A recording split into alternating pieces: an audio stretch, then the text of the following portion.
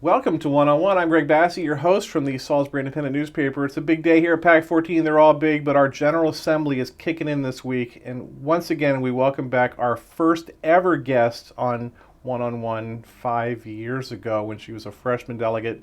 She's now a senator in the Maryland State Senate. Welcome to Mary Beth Carozza. Thank you. I guess I'll always go down in history as being the first guest 5 years ago. That's exciting, and I would also say thanks for having me back. Well, and thanks for coming back because you're so busy. I pick up the paper, my favorite paper, the Salisbury Independent, and you're in there every week doing something somewhere. You're in a parade. How do you have time to do all this? So it's a big district, as we know, 3 counties, and I really try to stay in listening mode. And I do find the best way to pick up information from my constituents to really know what's going on as far as priorities is to be on the front lines with them and on their home turf to hear the challenges, the priorities, what they live for day in and day out, and to take all of that. So when the Maryland General Assembly, once we kick in and we're going, I'm reinforced. You're doing these listening sessions in places down in Pocomoke. You're really getting out, meeting your new constituents. I moved around my entire district, especially the areas that I did not represent as a member of the House of Delegates. So as you pointed out, I have been very visible in Ocean City, Ocean Pines, the eastern part of Wicomico County. So I spent time leading up to this session going into those areas that I'm representing now for the first time in the state Senate. So we held listening hours in Pocomoke and in Snow Hill, in Princess Anne, in Crisfield, in Delmar, and in Fruitland. So we really made the rounds going into those areas, and I found that extremely helpful just to find out, again, why people would make the effort to come to a listening hour, what was on their mind, and how could I take that information and best use it when we are at full speed in session. What are you hearing out there? So people really came out for a mix of reasons. In the Ocean Pines listening hours, we had a group that came out on an issue dealing with Whitehorse Park, and it was involving a housing issue with the county to see how they could kind of work through some of the regulations there. And so when a group, I guess about 10 people came out just on that one issue. So I took the opportunity to kind of work through it, and then after that followed up and specifically talked to the county commissioners in Worcester County just to see what options do these folks have. So, and I have to say, I admire you on that because I have almost no sympathy on this issue. And you've helped educate me in another direction to listen about this. So, I think it's important. So how do you take those individual cases of people who are affected and maybe work through some other options rather than kind of a strict enforcement, really taking into account the personal situation, particularly those seniors or maybe those people with disabilities that are living in that park. So that was something I was glad that they made the effort. Obviously, it was important for them to make that effort to come in person, and then I followed up and had my conversations with the Worcester County Commissioners. Again, that's how I like to work, is to say, they came to me, this is what they brought up. I think there's some new information here that you may not have. I wanted to share it. Also at that Ocean Pines listening hours, we had a group of gun advocates that came, and they want to look at the support for certain gun control legislation, and they're anticipating what may come up in the 2020 session. So I met with them and basically said I had not seen any bills yet come through, but I appreciate kind of the early warning meeting here, and obviously will allow them to continue to have access to me to share their views. Then I had people who came in specifically on Kerwin. Some that let's tell people what Kerwin is in case they don't know. So I am a member of the Commission on Education Excellence, which has been abbreviated as the Kerwin Commission. Chaired by Britt Kerwin. Exactly, and this commission actually started working a couple years ago, I think 2.5 years ago, on their mandate was to come up with education policy recommendations as well as funding formulas. So replacing the former policy under the Thornton Commission, and that had its challenges as well. So when I was a member of the House of Delegates on the Appropriations Committee, I realized that this commission would be where the action would be as far as recommending education policies and funding formulas. So, and you won't say it, but I will, but getting appointed to this commission is a big deal. it is, and I'm the only member from the Eastern Shore to be on it. But keep in mind that even before I was appointed to it earlier this year, since I was a late appointee to that commission, on my own I started to go up 2.5 years ago and started to just sit in on these commission hearings to see where these recommendations, where they would lead, and what it would mean to our 3 local counties. And what I found from that experience is that there was a full focus on the education policies. And I support the education policies that the commission ended up recommending, the focus on early childhood education, career trade technology, raising teaching as a profession, which meant not only salary increases, but the mentoring and the other support systems they need in the classroom. The focus on schools in areas of poverty, and then of course accountability. So whatever education dollars are spent, we have that accountability piece. So I, watching and listening and attending those meetings, saw these policy recommendations being developed, and lots of high-minded stuff that will really improve our population, improve our economy and all that. So there's a lot of good stuff that's being said and proposed in this thing. Right, and I actually ended up voting for what I call Kerwin Light in the 2019 General Assembly. My first year as a state senator, we went forward and we voted on those recommendations and funding them for the first 2 years.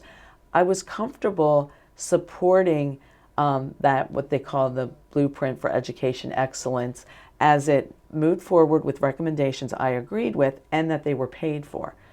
But what I realized, though, participating in this process and attending these meetings, they did not give the same time or focus to the funding formulas. And that was their other mandate, to come up with fair funding formulas that would look at, if you're going to move forward with certain policy recommendations, how are you going to pay for them? And my real focus was to make sure any funding formula revisions would be fair to Worcester, Wycomico, and Somerset counties.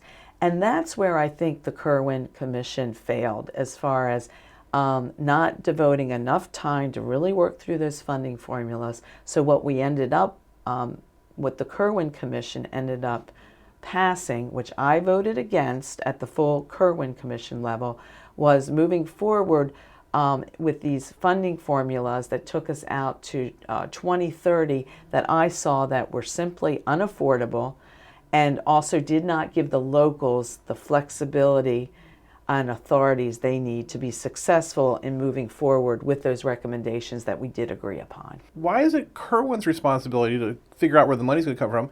Why don't they just present the problem to the legislature and let the legislature figure out where the money's going to come from? So your point's well taken, because now the commission has made their recommendations and they have forwarded to the Maryland General Assembly with a recommendation that an all or nothing approach. And that's where I disagree. Now it is up to the Maryland General Assembly, and our new incoming Senate President Bill Ferguson, who was also a late appointee to the Kerwin Commission and now is our new Senate President, said that in his remarks when we had the last meeting of the Kerwin Commission. He said, one process ends today and a new process begins on January 8th when the Maryland General Assembly convenes. And his point would be that now we take these recommendations. It will be assigned to both the Senate Education, Health, and Environmental Affairs Committee, which I serve, and also the Senate Budget and Taxation Committee, which Senator Addie Eckert serves. So we will have sure representation on these committees. And now we begin the difficult process of figuring out, how do we move forward in raising student performance with these recommendations in an affordable way for the locals and for the state. I was very encouraged that I just learned that new incoming Senate President Bill Ferguson and Governor Hogan met recently to start to talk about that discussion on public education. And that is encouraging to me because that says, okay, we're working off of these recommendations, but there has to be an acknowledgement that they're not affordable as presented, but that we're going to work through a process that hopefully can be win-win. You've got a new Senate president coming in. It's going to be really, really different. You could argue Mike Miller, even though being a Democrat, was kind of close and very aware of the Lower Shore. His daughter went to Salisbury University. He likes us, it seemed like. Helped you maybe with the convention center in Ocean City with some funding there. There's some good stuff. What's it going to be like with this new guy? So this is a monumental shift in power, and there's no playbook for us to take off the shelf to say Right. This is how the 2020 session will go. I am encouraged that the new incoming Senate President, Bill Ferguson, has made a point to say that he is president of the entire Senate and all of Maryland, as opposed to just one party. And we're going to hold him to that. And I also want to thank him because he is making the effort to meet with each individual senator in our districts to hear what our priorities are and to better understand our districts. I also participated in a meeting with the other Senate Republican members, and Senator Ferguson came in and he made very clear, he said, here will be the three priorities for the 2020 session. One is our constitutional mandate to pass a balanced budget. He named that first, said that was the first priority. Number two And that's kind of a departure from the attitude of previous. And number two was a smooth transition of power, knowing that this is a monumental shift and that there are major changes, not only at the leadership level with the president, but we have new committee chairs, new vice chairs on the Senate side. So he said number two, his priority would be to make sure that the institution is stabilized so we can get the work of the people done. And number three, he said public education. He said public education, but he didn't say Kerwin. And I noticed that because I think he was indicating is we have something to work off of here with the Kerwin recommendations, but there will be this focus on public education. And that's when he shared with us he had already had a productive conversation with Governor Hogan. So here you have somebody coming in, he's from Baltimore, he's young, he seems to recognize that he needs to be the president for all the Senate, and we will hold him to that. And he knows Salisbury. He seems to be friends with Mayor Day. I don't know that they get along exactly politically on everything, but he's been down here going door to door for candidates in the past, so he knows who we are. That's true, and the fact that he's making this effort to better know all of our districts, I am using the opportunity to show him that we are a cross-section of economic drivers, to show him whether it's tourism, the poultry industry, agriculture, commercial fishing, our health care, our institutions of higher education, that we here on the shore have been economic drivers for the entire state. So when policies and regulations and bills are proposed, really need to factor in how they will impact each one of those sectors. We're all coming in this together. If you think about this session, all of us are in new roles. We coming back are in new roles in that having a new Senate president, having these new committee chairs. There's some really good, strong relationships. Senator Eckerd has worked with Senator Gaggazone for many years.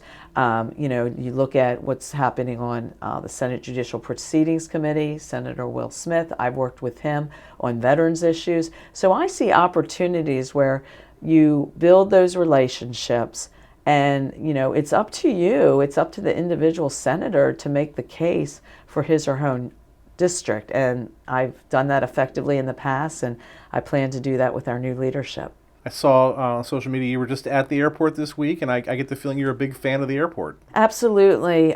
The Salisbury Regional Airport is an economic driver, and under the leadership of Dawn Veach, the airport manager, she really has these projects on track to take the airport to the next level. And you look at, obviously it starts with the extension of that runway. and there has been recent approval to extend that, so that is on track. I know that's been a priority of Piedmont Airlines being based there, and will open up other opportunities. They're moving forward with the new drone center out there, so you have that economic activity. What's also very exciting is that the Salisbury Regional Airport is on track to be a FEMA designated airport, which opens up federal dollars and really raises the importance and significance of the airport in the event of a major disaster, that the Salisbury Regional Airport would be the hub there. And then they're also talking about building a cold storage facility, which would address some freight issues. And you look at our poultry industry and how they could utilize that. So it's one of the reasons I decided to actually hold my fundraiser at the Salisbury Regional Airport, because I see my role as a state senator is to focus on issues and priorities that impact the entire region.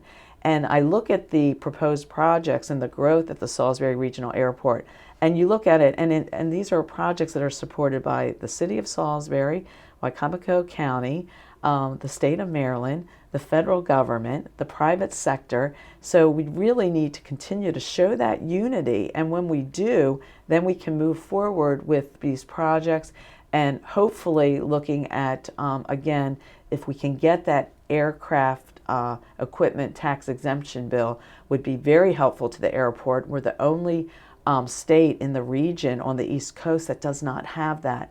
And we need to make that case to our leadership and again, show that it's not just a Salisbury issue, that it's a regional issue, and it's an issue that impacts the state, because a lot of people don't know that it's the second largest airport in the state of Maryland. So will you work on behalf of that change in that tax change? Oh, absolutely. Okay. I know Senator Eckert has taken the leadership role on the Senate side, and I will do everything I can to support her efforts, and which I thought one way to do it was to raise the visibility of these issues, and we're talking about having some of our leadership be better aware. We also want to take advantage of Delegate Cherie Sample Hughes' leadership role as Speaker Pro Tem, and her relationship with new Speaker Adrian Jones, and the connection with UMES as Maryland's only four-year aviation school. So I really see that all these partnerships can come together in this next session. Again, on the House side, you have a new speaker, you have Cherie Sample Hughes in her new leadership role, you have our delegation that's going to continue to work on these priority issues and really be able to elevate them at a leadership level. And you're close to the governor. I have really appreciated that friendship, and the fact that Larry Hogan has consistently been focused on the shore. And we on the shore need to take advantage that we have Governor Hogan and his administration that are supporting our shore priorities. So whether it's, again, looking at the Salisbury Regional Airport, looking at the economic development initiatives we have in Crisfield, continuing to support Ocean City, which has been a consistent economic driver, and that's why I was very thankful to Governor Hogan and to the leadership of the Senate and House that we were able to go forward with Phase 3 of the Convention Center. We have to continue to leverage the fact that Governor Hogan has made the shore a priority. Last week before, the Mayor and City Council in Salisbury held a forum where they sit you guys down and try to lobby you on their issues. One is tax differential, which no one understands, and we won't talk about that. I know Ocean City has wanted one for years, so you've been involved in that, or you certainly understand the issue. This is one of those things, like senators, it's maybe not going to go directly across your desk, but you can nod or shake your head at the crucial moment and make this thing advance or die. Well, it's not up to any one person. What I will say is my experience going back to one of my very first bills when I was a member of the House of Delegates is no alcohol bill is simple. So whenever anyone has come to me and has told me... Say that again, because that's important that people understand that. So, again... No alcohol bill is simple. And so when I have constituents that come to me and say, we have this little local alcohol bill that we want to move forward, my reaction is, no alcohol bill is simple. Look what it took to get alcohol in the Civic Center. So, exactly. And again, working with the issues that we had with the Secrets Distillery and the issues that had to work through, which had strong local support, right, but still was a very difficult lift. I use that as an example because my experience has been both 4 years in the House and now in the Senate, is that you have to have strong local support across the board for these local alcohol bills to pass. So the fact that there is already some concerns about the bill means that it would need to be, those issues would need to be worked through. I do serve on the committee of jurisdiction in the Senate that does consider alcohol bills. So that would be coming through my committee if it gets to that point. I also want to make the point that sometimes legislation is introduced when there's other ways to resolve issues. And we've done that in other areas. For example, I put some pressure on actually Governor Hogan's administration when it came to some salary issues with our correctional officers, that I introduced a bill that was trying to give the department more leverage in the hiring and the consideration of polygraphs so we could bring more correctional officers on board. There's a crisis in So that. exactly. So the issue highlighted the fact that we needed more correctional officers and that you needed to have more incentives. In the end, that legislation did not go forward because we found other ways to address that issue. Some of what's driving the introduction of this local alcohol bill here in Salisbury and Wycomico County, I believe could be issues that you could possibly work out between the city and the county, and you may not need legislation to address those issues. I just put that out there because, at first glance at this, having only been briefed on the legislation, have not looked at the details of it, I do know that it would require united local support for a bill to move forward, and if it doesn't have that, then maybe there's other ways to resolve the issues. You worked so hard as a delegate with a limited, like a quarter or a third or a fifth of the representation area that you have now. You worked so hard before with that, and now you've got much more ground to cover. How do you do it?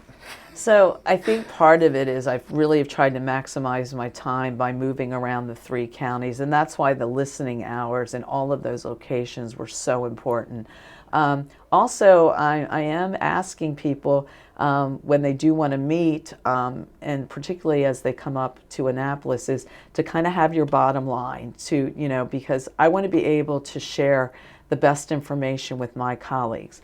Moving forward, the Eastern Shore delegation will be meeting every Friday morning for 2 hours. Who's in charge of that delegation and this time? That's Delegate Steve Arentz from the Upper Shore. Okay. And he runs a tight ship. He wants to know if constituents or groups want to come in to give us a heads up, let us know their agenda or what they would like to speak about on the meeting. Wait, talk about that a little bit, because I don't think people know that on Fridays the Eastern Shore representatives, the senators and delegates meet. They hold hearings, they listen to people. And I have consistently invited my constituents up to come up, whether it's to testify on a bill, which is more during the week. But on Friday mornings, this has been our tradition. The Eastern Shore delegation, which, by the way, goes from Cecil County all the way to Somerset. That means we're 12 delegates and 4 state senators, so it's a good, strong block. And it allows all the different constituencies, whether it be commercial fishing, agriculture, higher education, our hospitals, our elected officials, the chambers, to come in, and they have the opportunity, if they're on the agenda, to do brief presentations and have all of us there, which is a perfect opportunity instead of running around with individual meetings that you would line up throughout the week, that you have all of us in one location. And then we take the opportunity to, ask questions, to really try to understand the priorities so the relevant members in the different committees can make sure that shore voice is heard on those committees. And look at the cross section. We have Senator Steve Hershey, who's on finance. We have environmental and transportation with Charles Otto and Carl Anderton. We now have Sharice Ample-Hughes in leadership, Senator Eckert on budget and taxation, Wayne Hartman, who's on House Judiciary. So here you are when issues come up, and you have all of us. And of course, my committee, I just would like to remind everybody, Senate Education, Health, and Environmental Affairs. Everything goes across your desk. Handles more bills than any other committee. Yeah. Handles more bills than any other committee. Yeah. And municipal issues come through there. Election law comes through there. Alcohol bills comes through there. So it's a real cross section of issues, and we do a lot of heavy lifting. It really is helpful, and what you try to see are those issues that really cut across the whole Eastern Shore delegation. So for example, we will be supporting a bill that will increase rural broadband access. Every one of us in our districts, whether you're a delegate, a senator, wherever you are, each one of us have the challenge in our rural areas of the need to expand access. You know, I want entrepreneurs to be able to set up shop in their own homes, but they need that infrastructure. They need that rural broadband access, so that you will see the delegation supporting a bill that we want to move forward. Also along the lines of infrastructure, we continue to push for the natural gas pipeline into Somerset County. That's been a priority for Somerset County for over 20 years. Right. We see that moving forward. So these are the type of issues where we have agreement and we all have shared priorities that we can move forward in our delegation. What are we going to see Senator Carozza do in the next 90 days? So, as I mentioned, being on a committee that will be considering the Kerwin proposal and all the other environmental issues dealing with our poultry industry and agriculture, commercial fishing, municipalities, I will be right in the middle of all of that with my committee assignment. So I do expect to see a lot of constituents coming up, and I have an open door policy that even if I'm in committee or over on the Senate floor, you know, I will try to, you know, break out at some point to at least see you, make sure that your issues, your priorities are heard. And of course, I still come home every weekend. We still have fire company dinners almost every Saturday night in January and February. School for crying come out home loud. to teach to my fifth graders, so and see mom and dad and spend a little time with family. So. How can people reach you? How can they read more about you during the session? Okay, so you know you can see the website. If you can contact me that way is probably the best way, and also my email if you're going to put that up. And again, I take pride in open door access. As you noted in an earlier show, you pointed out that it was your fifth year. Fifth year? With the Salisbury Independent. Yes. And earlier we gave you Yes. The governor citation. The governor, but in the governor, it's fine to have the governor like you, but if your local delegate senators don't like you, then that doesn't really count. And so here, Senator Eckert and I wanted to together sign a citation for you recognizing the Salisbury Independent's 5 years of providing quality reporting and commentary on the issues impacting our shore community. Based on some emails today I'm receiving from some coverage, I don't think everyone agrees with that, but thank you so much. So we want to present that to you. Now we also, because here we are in Wow, you really signed this. This is not an auto pen, I can tell. In year 20 of the PAC 14 team, we also wanted to recognize Craig and Tom on this citation as well, and it is a citation from the Maryland General Assembly, and Senator Eckert has signed it and I have signed it, and we wanted to present it. Thank you. And wanted to let you know that even though this was recognized earlier in the year, you're still in the 20th year. Well, that was just from the governor. You're still in your 5th year. That was just from the governor. So, but you're bankrupting me with all the frames I have to buy for these things. But thank you so much. So there you go, and we hope that you will continue to cover the shore delegation. Thank you. Thank you. She's Senator Mary Beth Carozza, our first guest and our most recent guest here on One-on-One. Thanks for being here today. Thank you. I'm Greg Bassett from the obviously accoladed Salisbury Independent and PAC 14 with another edition of One-on-One. Thank you.